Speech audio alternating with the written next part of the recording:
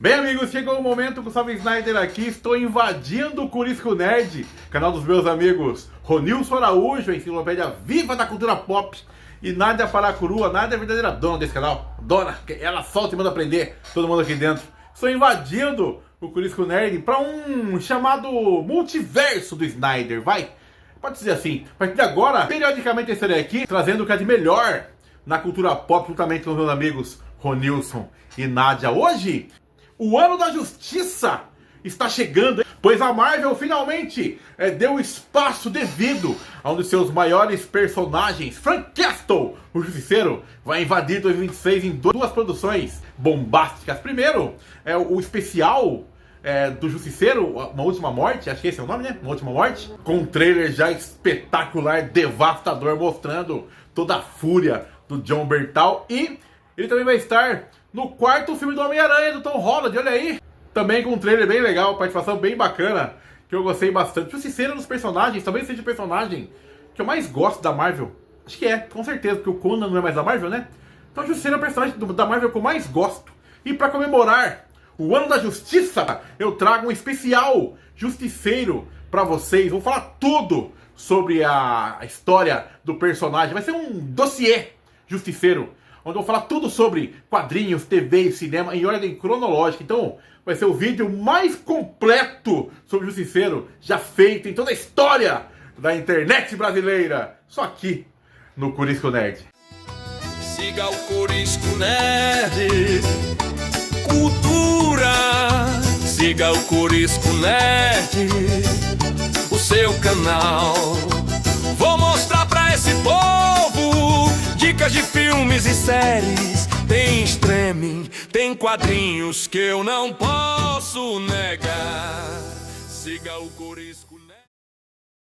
O Justiceiro foi criado pelo Gary Conroy, Ross Andru e também o John Romita Sr. Aliás, o John Romita Sr. é o grande criador da caveira no peito, sabe a caveira gigante no peito?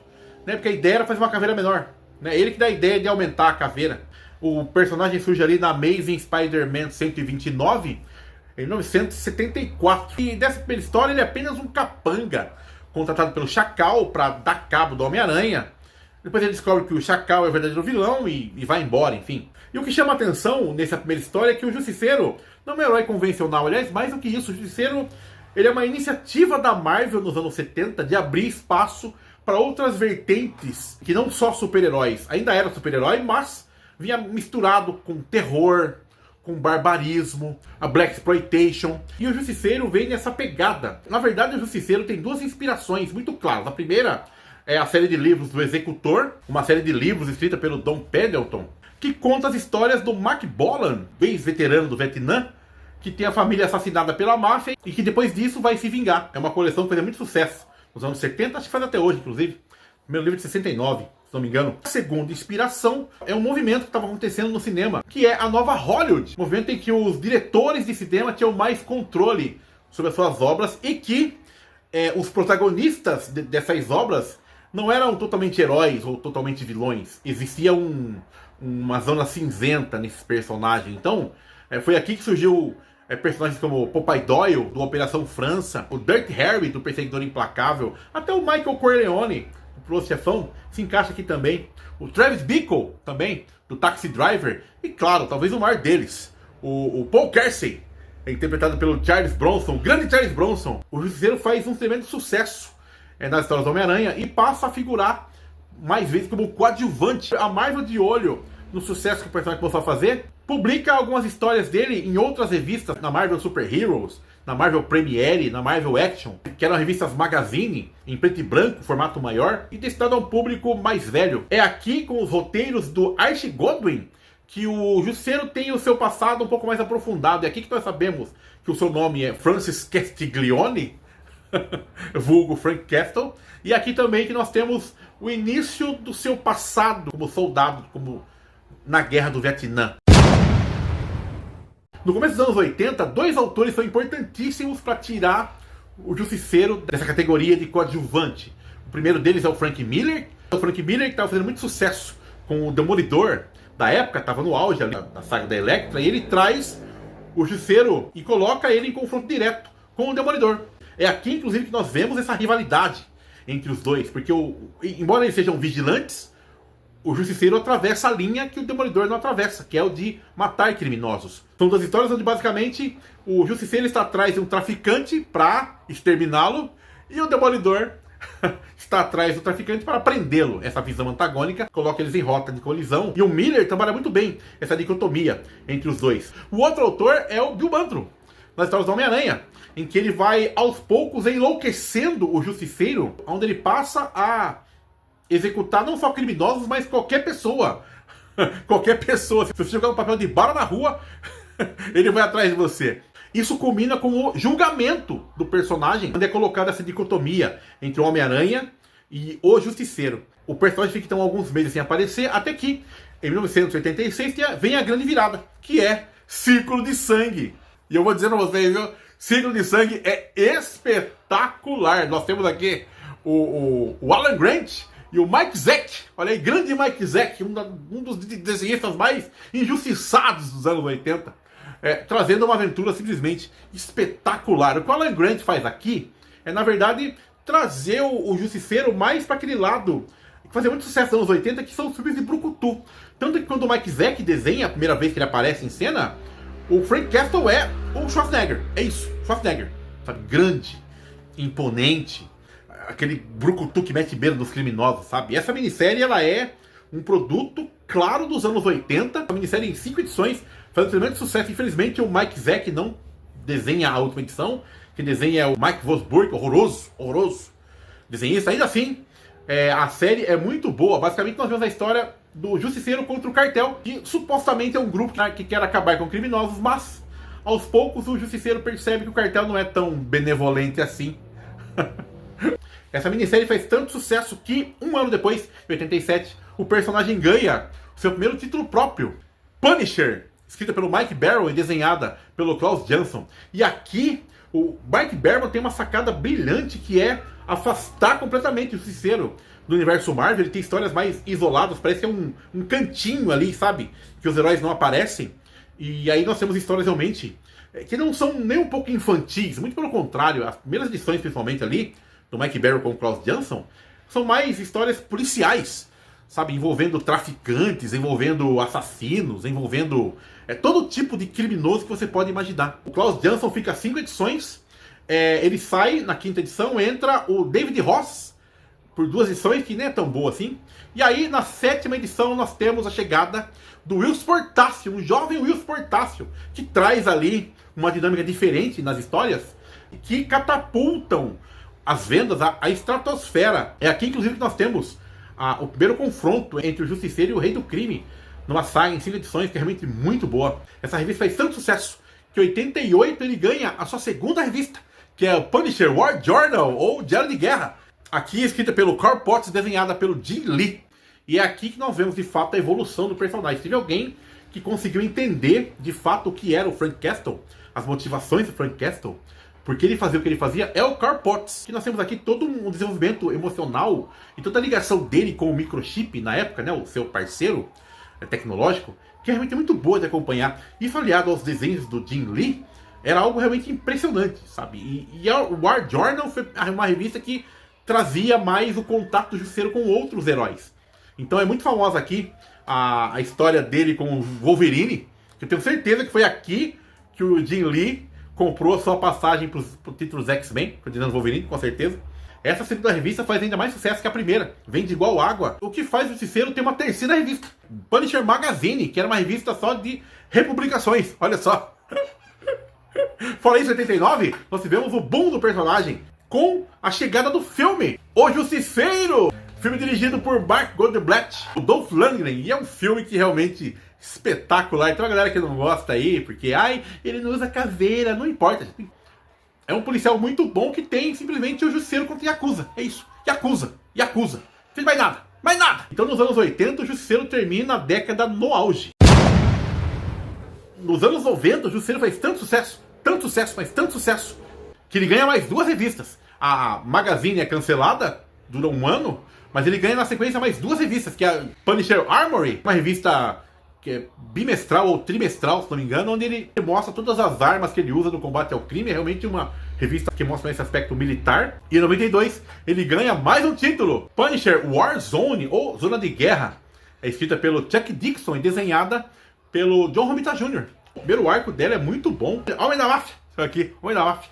Fora isso, ainda teve a versão 2099 do Justiceiro, onde um policial, Jake Gallows, encontra o diário do Justiceiro em 2099 e passa a agir como o Punisher daquele período. Então, assim, muita revista, muita revista. Então isso mostra o tamanho do personagem dos anos 90. Pra você que tá entendendo, nos anos 90 só os grandes personagens tinham 2 ou 3 revistas. O Batman tinha 4 revistas, o Superman tinha 4 revistas, o Homem-Aranha tinha 4 revistas e o Justiceiro tinha 4 revistas.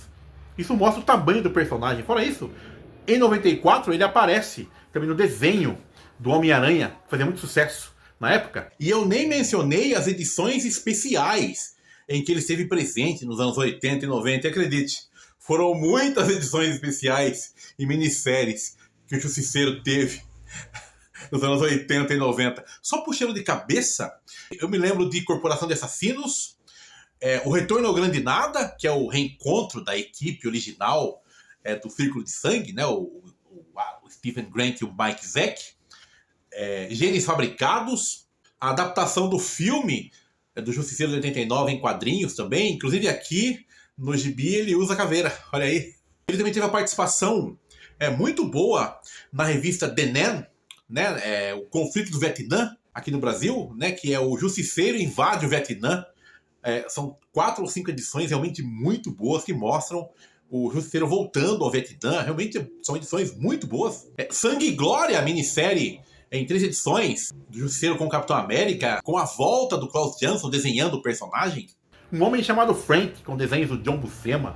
Lei Gravitacional, Sangue na Escócia. E a mais lembrada delas, Justiceiro, ano 1, onde o Dan Abnett e o Andy Lanning investigam e colocam mais detalhes de como foi que vitimou a família do Frank Castle. Eles colocam mais detalhes e colocam uma coisa interessante, que logo depois da tragédia, né, antes de se tornar Justiceiro, o Frank Castle tenta desesperadamente pedir ajuda da polícia. Ele espera a ajuda da justiça para prender os criminosos, e quando essa justiça não vem, ele se torna o Justiceiro que todos nós conhecemos. É uma trama realmente muito boa, 4 edições espetaculares que coroou a boa fase do personagem. Nos anos 90, ele teve também 2 encontros com o Batman. Um com o Batman Joe Paul Valley, né, que foi na época da Queda do Morcego, quando o Joe Paul Valley era o Batman. E o segundo encontro foi com o próprio Batman Bruce Wayne. 2 edições realmente muito boas, que mostram que o Justiceiro, pode ser com quem for, sempre é o Justiceiro. Fora isso, teve um outro crossover também do Justiceiro com o Archie, mas aí não é tão bom. Aliás, é bem bizarro esse crossover. Nos anos 90 também teve a sua parcela de bizarrice com o Justiceiro, nem tudo foram flores, infelizmente, né? O Mike Barry escreve uma saga em 4 ou 5 partes, em que o Justiceiro, depois de um confronto com o seu arqui-inimigo Retalho, ele tem o rosto todo desfigurado, e aí ele vai procurar ajuda de uma médica, enfim. E ele fica preto. Tipo, é sério, o Justiceiro negro. Né? E aí, claro, como o clichê é pouco, é bobagem, ele encontra o Luke Cage, claro. Infelizmente, tudo que sobe tem que descer. E em 95, as histórias do Justiceiro dão uma caída de qualidade e também de vendas, né? O Chuck Dixon ainda lança a contagem regressiva, né? Onde o personagem enlouquece e vai atrás do Nick Fury. Enfim. Mas é uma trama que não alavanca as vendas do Justiceiro. Perde todas as edições em 95, todas elas, sem exceção. Na sequência ele ganha um título só, Punisher, escrita pelo John Ostrander, com desenhos do Tom Lyle, que é aquela fase do Justiceiro cabeludo, rabo de cavalo, onde ele é protegido por um cara da máfia. Muito ruim, muito ruim. Não fez tanto sucesso e também foi cancelada essa edição. Na sequência, o Justiceiro tem talvez a queda mais baixa da carreira dele, que é o Justiceiro Anjo. Olha aí, em 98 a Marvel lança o selo Marvel Knights, né? E ela chega a convidar o Garth Ennis, só que ele não podia participar na época, né? Escrever, porque ele estava terminando o Preacher, enfim. Tava na DC, né? Fazendo clássicos, né? E aí chama o Christopher Golden para escrever uma das histórias mais absurdas dos anos 80 e de toda a história dos quadrinhos, onde é revelado que o Justiceiro, ele se mata, enfim, dá cabo dele mesmo e vai pro purgatório. E lá ele vira uma espécie de anjo vingador, estilo Spawn. E ele volta pra Terra pra ir atrás de criminosos. Uma minissérie em 4 edições. Absurda, assim, é sério. É o ponto mais baixo do personagem. Ponto mais baixo da Marvel, eu diria assim. Mas tudo mudaria nos anos 2000, olha aí, anos 2000. Porque o Garth Ennis, olha aí, chegaria com tudo e daria uma nova direção ao Frank Castle. Ele esquece tudo completamente o que aconteceu com o Justiceiro Anjo e tudo mais, e foca no que o Frank faz melhor, que é exterminar criminosos. Só que com um toque de humor, negro, que é muito bom. E aí nós temos Bem-vindo de Volta Frank, que é talvez uma das grandes histórias dos anos 2000. Ele se junta ao seu parceiro desenhista Steve Dillon, né? Os dois fizeram um clássico da DC, Preacher, né? A equipe premiada de Preacher se reúne, onde o Garth Ennis faz uma série de 12 edições, onde ele traz de volta o Frank Castle que nós conhecemos, nós amamos, e traz também toda uma galeria nova de personagens, vilões, Mama Gnut, o Santo, realmente surreal. E outros personagens muito interessantes também, o que são vizinhos além do Frank Castle, né? Que são bem interessantes. O personagem então ganha o título mensal, também com o Garth Ennis e o Steve Dillon, com o Castle continuando a sua missão de exterminar os criminosos. E tem até uma história muito boa, que é a Confraria dos Tolos, onde o Homem-Aranha, o Wolverine, o Demolidor vão atrás do Justiceiro. Só que o Justiceiro tem um plano mirabolante que envolve o Hulk. Cara, é muito boa, muito boa. Essa fase toda é muito boa. Tem muita ação, violência e muito humor, sabe? É muito engraçada de acompanhar. Essa fase, inclusive, vai inspirar o segundo filme do Justiceiro, em 2004, aquele com o Thomas Jane e o John Travolta. Olha aí, esse filme bebe muito essa fase Marvel Knights do personagem. É um filme que eu não gosto muito, eu sei que ele tem muitos fãs. O Thomas Jane tá perfeito como Frank Castle, mas eu não gosto de todo o plano que ele faz ali. Tipo, todo o plano mirabolante. Tem uma sequência que envolve um hidrante que, putz, não. O Justiceiro não é o Batman, não é, certo? O personagem tá mais interessante nos quadrinhos, porque em 2004 o Garth Ennis encerra essa publicação do Marvel Knights e começa Marvel Max. Olha aí, que é a fase talvez definitiva do personagem, onde em 60 edições o Garth Ennis ele simplesmente traz o que há de melhor que já foi feito com Frank Castle. É sério, assim, qualquer uma dessas 60 edições são vários arcos, né, divididos, enfim, mas qualquer uma dessas 60 edições que você pegue do Garth Ennis, do Justiceiro Max, são simplesmente espetaculares. Se a Marvel tivesse clássicos, essa aqui seria uma séria candidata, com certeza. No Princípio, Mãe Rússia, Os Escravistas. Cara, é uma sequência melhor do que a outra. É impressionante. Fora isso, ele escreve também 2 séries que são incríveis. Barracuda, né, que investiga um dos inimigos que ele cria, né, pra série de Justiceiro, personagem muito bom. E Born, ou Nascido para Matar, aqui no Brasil, com a arte do Derek Robertson, que muitos consideram não só a melhor história do Justiceiro, mas como a melhor história da Marvel. Eu vou dizer pra vocês, Nascido para Matar é brilhante. Brilhante. É o Garth Ennis mostrando que o Frank Castle já era o Justiceiro muito antes da tragédia que abateu a sua família. É o Garth Ennis mostrando que já no Vietnã o Frank Castle não era normal. Não era. Tinha uma voz ali falando com ele. Me aceite. E quando ele aceita essa voz, o preço que ele paga é o que acontece no Central Park. Brilhante, gente. Brilhante. Nascido para Matar é brilhante. Brilhante. Vai atrás. Tem a continuação depois, o Pelotão, que é quase tão boa quanto. Mas Nascido para Matar é espetacular. Espetacular. Definitivamente. Fora isso, estava acontecendo na Marvel a Guerra Civil. E a Marvel resolve lançar o segundo título do Justiceiro, que é o Diário de Guerra, o Matt Fraction, aonde o Justiceiro tinha uma ligação maior ali com o universo Marvel, sabe? Enquanto o selo Max era um Justiceiro isolado, sem nenhum personagem da Marvel, na Diário de Guerra era o Justiceiro inserido na Marvel, e ele inserido inclusive na própria Guerra Civil que estava acontecendo. É aqui, inclusive, que ele passa a usar um uniforme similar ao do Capitão América, quando o Capitão é morto, enfim. Na sequência, quando o Garth Ennis sai, nós temos uma espécie de continuação do Marvel Max, dessa vez com Jason Aaron. Jason Aaron assume ainda com os desenhos do Steve Dillon. E o Jason Aaron, ele faz uma história ali, são 3 arcos também muito interessantes, também voltados para o público mais adulto, né? Onde o Jason Aaron faz uma história ali com o Rei do Crime, que é bem legal, uma história com o Mercenário, também bem legal. Mas, assim, é legal, mas fica parecendo meio que uma cópia do que o Garth Ennis fez, sabe? Então meio que vira uma paródia. É legal, mas não é tudo aquilo. Isso acontece em 2009. Nessa mesma época sai mais um filme do Justiceiro, agora dirigido pela Lexi Alexander. O Justiceiro de Diário de Guerra, olha aí. E aqui nós temos o Ray Stevenson dando vida ao personagem, aliás, uma atuação realmente espetacular. Talvez seja o melhor Frank Castle do cinema em matéria de atuação.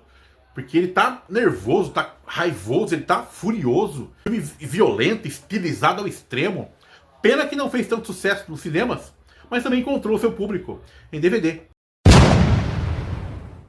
Nos quadrinhos, o Justiceiro ainda tem boas fases com o Greg Rucka também.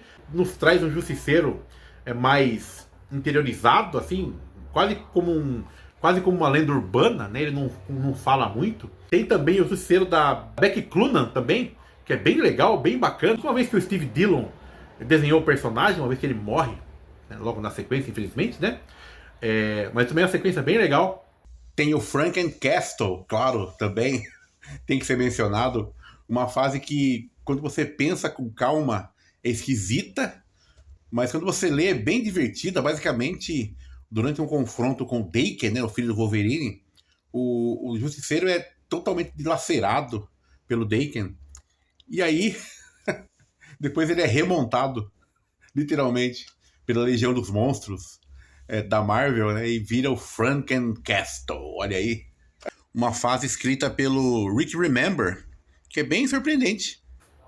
O Justiceiro também tem participação num desenho animado dos Vingadores, né? Vingadores Confidenciais, onde é uma história dele com a Viúva Negra também, que tem uma animação bem legal, não é meu estilo, enfim, mas é bem legalzinha também, que mostra toda a essência do Justiceiro.